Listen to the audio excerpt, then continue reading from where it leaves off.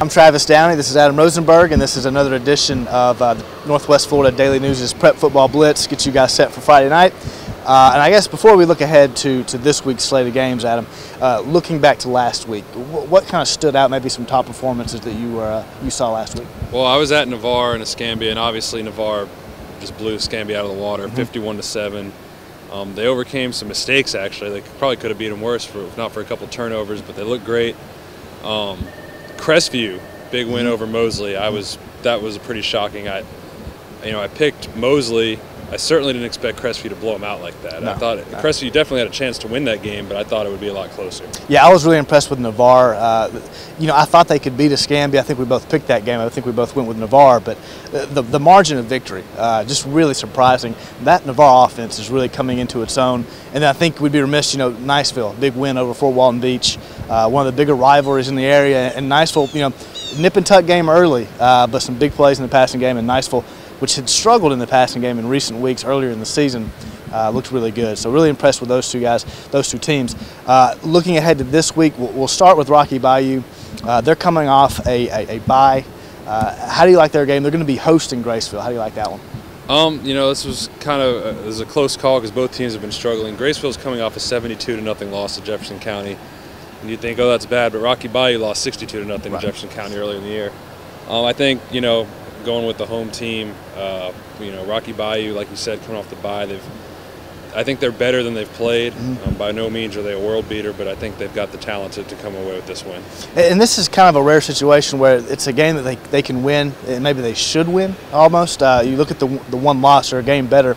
So I'm interested to see how this team responds and how they take advantage, or whether or not they're able to take advantage of this game. I'm going to go with Rocky Bayou as well. I like them to get that win. Then we move up to District 1A. South Walton, they're coming off a couple of wins against lesser district competition. They're going to Vernon. What do you think of this one? I think Vernon's going to win this game. This is a team I saw, speaking of Rocky Bayou, I saw them play Rocky Bayou in the I think it was the spring. And Vernon's got some athletes. They are a quick team. I think they have too many athletes for South Walton, who's a solid football team. They don't have the speed to match up with Vernon. I'm going with Vernon. Yeah, South Walton, their last two wins against Bozeman and Sneeds, who in district play are combined 1-11, outside of district 2-12. So two teams that have been struggling. I like Vernon as well. I think that the speed and the athleticism for Vernon, a little bit too much for South Walton this week. Staying in that district, Freeport on the road at Baker. They haven't played at Baker since 2004. It should be a good game. The records may, lend you to think otherwise, but I think it's going to be a close one. Who do you like in this one? Well, barring an injury, I don't think Freeport's going to lose again this season, especially not in their district. I think Freeport obviously gets the win. They've just got too much talent. They seem to, they never have a bad game. They have games where they could do a couple things better, and that rushing attack with Paul Holmes and David Wesson, and then you got Nick Ellington as a playmaker at any moment. Dakota Davis has been great throwing the ball, and the defense has been strong. I think with Baker, they're 3-4 in district play. 3 of those losses, or 3-3 in district play rather. 3 of those losses, all 3 of those losses by 7 points or less. So this is a tough team. 2 of those losses on the road, and they were all, Northview, South Walton, the tougher teams. So you would think maybe Baker has a good shot. I like Freeport. I think they're the class of the district. I think they've established that with earlier wins this season. So we'll go with Freeport.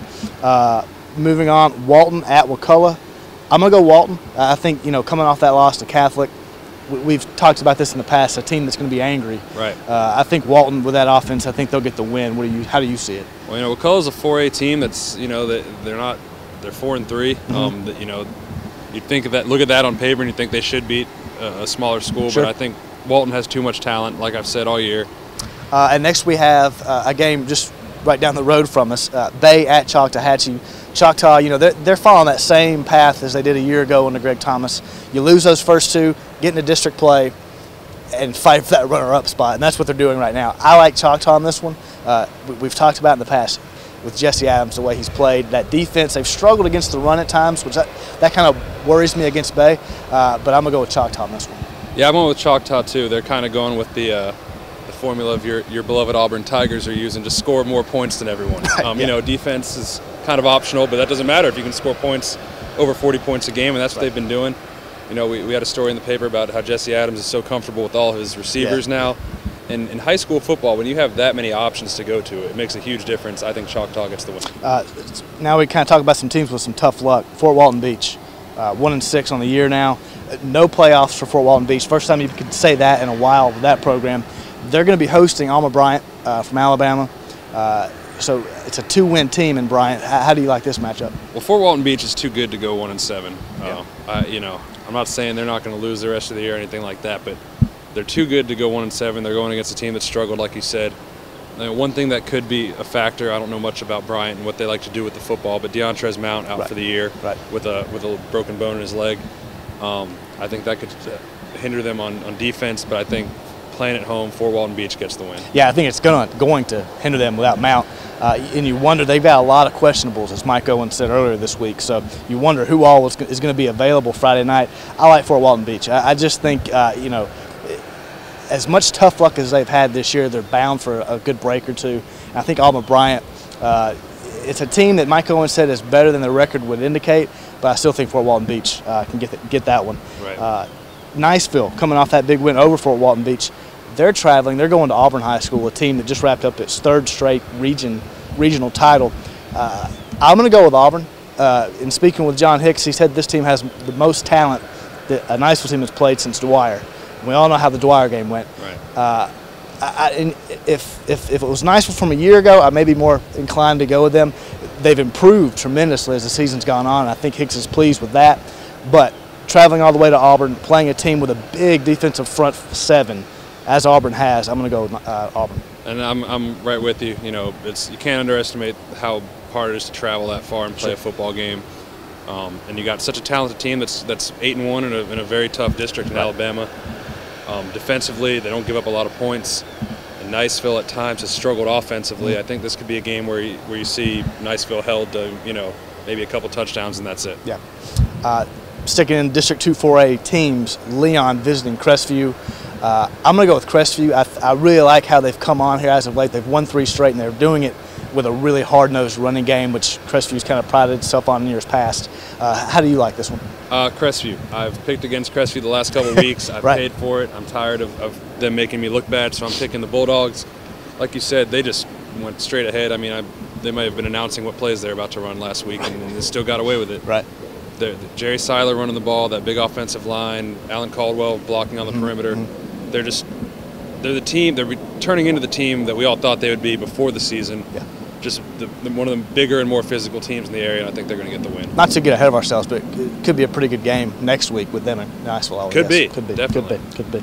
And that brings us to game of the week. It's a District 1 4A grudge match, if you will. Navarre traveling to Pace. Navarre, if they can win this one and get a win next week at Tate, they lock up that runner-up spot. If they can win one of these next ones, and if they go 1-1, it opens up some other scenarios. How do you like this matchup? A lot of people were just shocked that Pace was losing to Pine Forest. Right. Pace has been so strong all year. I'm going with Pace in this game. I don't see them losing 2 games in a row. Plus, they're the home team. Richard Carrion at running back. He was held to like under 70 yards last week, and that's pretty rare. I don't think that Navarre's going to be able to do that again. I think it's going to be a very close game, and I wouldn't be surprised if Navarre does get the win, but I'm picking Pace. I think it's going to be a really good game, and it's kind of surprising. Navarre has never beaten Pace in a regular season game. They won that preseason meeting earlier this year. This is a huge game for Navarre, and speaking with Chad Lashley about it, not just for this week in this district race, but for the future of this program. Having said all that, and having touched on in the past how much we like what Navarre is doing, I'm going to go with Pace too. It's at home, and like you said, I just don't see Pace losing 2 games in a row, much less to a team that they know that they've beaten in the past. So I'm going to go with Pace as well. All right, well, that'll do it for our picks this week. Thanks for tuning in, and we'll see you again next week.